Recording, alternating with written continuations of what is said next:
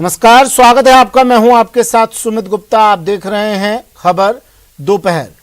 Bulletin की शुरुआत में बात श्रद्धा मर्डर केस की। बड़ा अपडेट मिला है। श्रद्धा मर्डर केस में पुलिस ने आफताब के घर पर छानबीन की। अपडेट, श्रद्धा मर्डर केस में बड़ा अपडेट। आफताब के घर पर छानबीन की पुलिस ने। घर में 3 घंटे तक सर्च ऑपरेशन चलाया। कई सबूत लेकर पुलिस वहां से निकली है। कल महरौली के जंगलों में भी छानबीन की गई थी। श्रद्धा के दोस्तों से भी पूछताछ की गई है। हथियार की तलाश में पुलिस गुरुग्राम भी गई थी।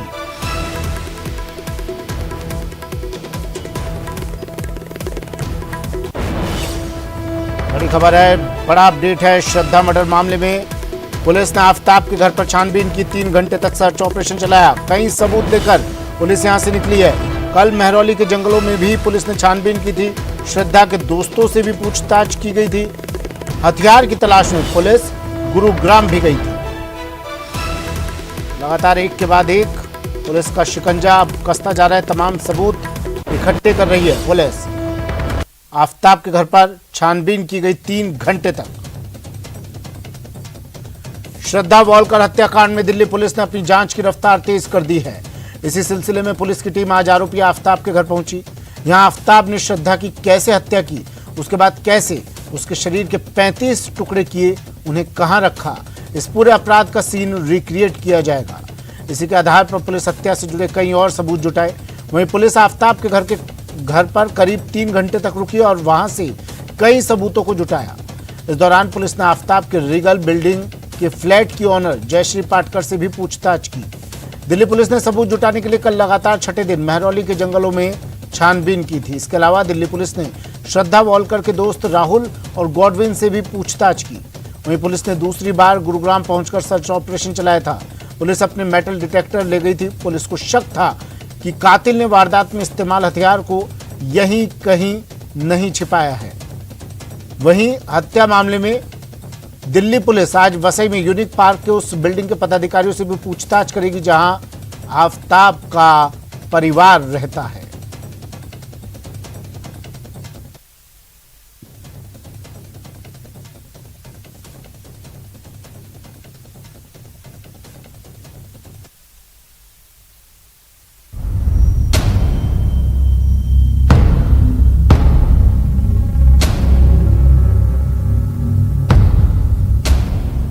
श्रद्धा के चैट में आफताब के गुनाहों की गवाही।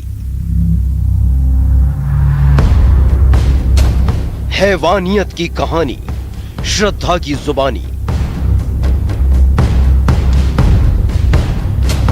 लिव इन रिलेशन में आफताब का टॉर्चर।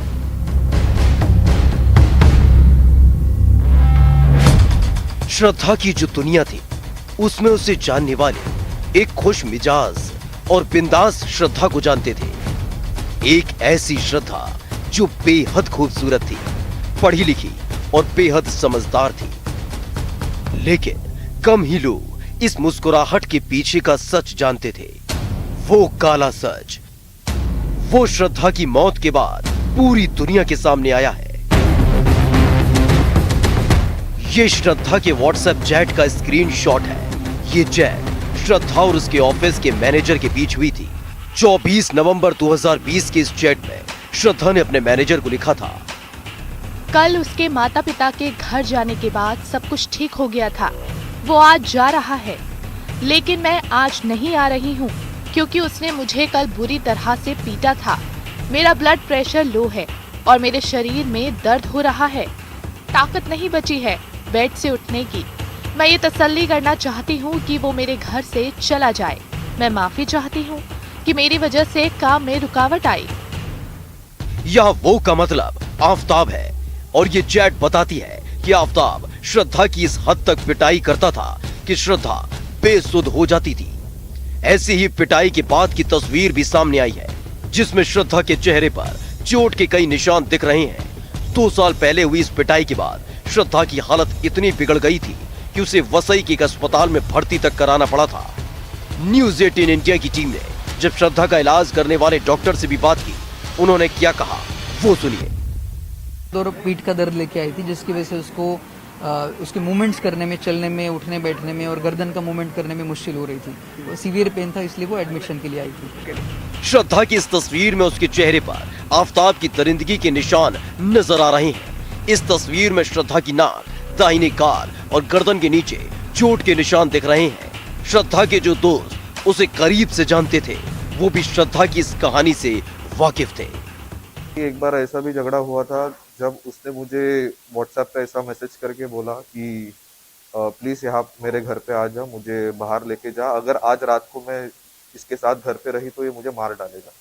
ऐसा भी झगड़ा हुआ है उनके बीच में और हम दोस्तों ने मिलके उसको उसके घर से उस दिन बाहर भी निकाला था और आफ्ताब को वार्निंग भी दी थी कि हम पुलिस के पास जाने वाले हैं। बट उस टाइम पे श्रद्धा के कमिटमेंट्स को या फिर उसके जो बातें थी उसको रिस्पेक्ट करते हुए हमने बोल दिया कि इसको हम पुलिस में नहीं कर रहे, बिकॉज उसने मना किया। श्रद्धा के दोस्तों की माने तो हर बार उसके दोस्त उसे आफ्ताब से अलग हो जाने की सलाह देते थे, आफ्ताब से रिश्ता तोड़ लेने को कहते थे, लेकिन श्रद्धा आफ्ताब का हर टॉर्चर सहने के बावजूद उससे अलग नहीं हुई।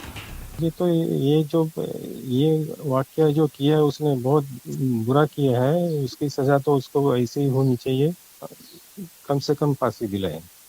कई बार श्रद्धा यही समझती रही कि आफ्ताब हाइपरटेंशन की वजह से उस पर हाथ उठाता है। आफ्ताब के हाइपरटेंशन के इलाज के लिए उसने डॉक्टर से भी संपर्क किया था। उनको कुछ सेडेटिव पिल्स की जरूरत हो रही है, थोड़ा सा साइकोलॉजिकल डिस्टर्बेंस चल रहा है फैमिली के अंदर, थोड़ा सा फाइनेंशियल क्रंच चल रहा है फैमिली के अंदर। तो I thought that's very common because Covid था और लॉकडाउन हो रखा था, तो I think financial crunch was very common that time. And simultaneously बता रहे थे कि उनके जो पार्टनर है वो थोड़े एग्रेसिव है, थोड़ा से गुस्सैल है, उनका नेचर पे थोड़ा सा बदलाव आया है। तो आई थॉट कि यस कि कोविड का टाइम है, कामकाज नहीं है घर पे, तो आदमी घर बैठे बैठे गुस्सा हो ही जाता है और थोड़ा नेचर में बदलाव आ ही जाता है। तो that's very common that those days. But अभी समझ में आ रहा है कि उनका नेचर ही आई थिंक कुछ अलग था। महाराष्ट्र के वसई में श्रद्धा और आफ्ताब जिस फ्लैट में लिव इन रिलेशन में रहते थे, वहां वो खुद को पति पत्नी बताते थे। वहां जब आफ्ताब और श्रद्धा के बीच लड़ाइयां होती थी तब पड़ोसी यही समझते थे कि ये पति पत्नी के बीच का झगड़ा है, लेकिन यही झगड़ा बढ़ता चला गया और जब ये कपल दिल्ली पहुंचा तो ऐसे ही झगड़े के बाद आफ्ताब ने श्रद्धा की जान ले ली।